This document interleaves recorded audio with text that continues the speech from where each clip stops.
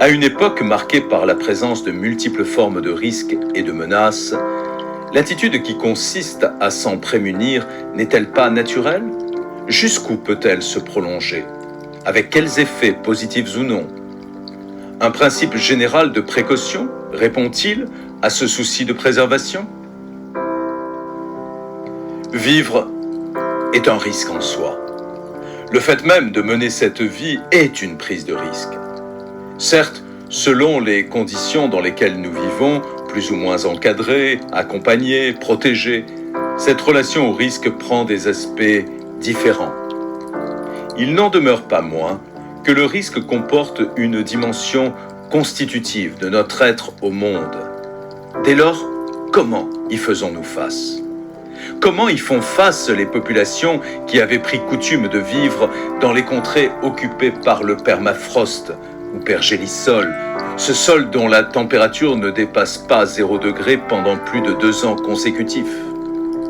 A-t-on idée que celui-ci occupe 20% de la surface terrestre?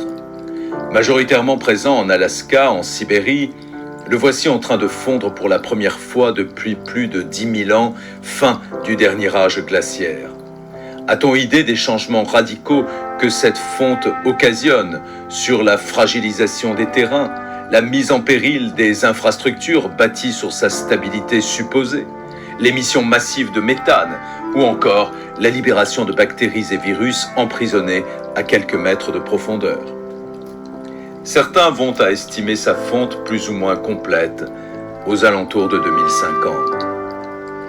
Ironie cruelle de la langue, le permafrost peut se dire en russe « Veshnaya Merzlota », ce qui signifie littéralement « le givre éternel ». C'est-à-dire que par sa définition même, il serait donc supposé inaccessible à tout changement. Difficile d'expliquer cela aux habitants de Yakoutsk, une ville dont les demeures reposaient sur des poutres enfoncées à 6 mètres de profondeur dans le permafrost solide. Nous avons dit risqué? Et si l'on commençait par questionner notre indéfinition du risque?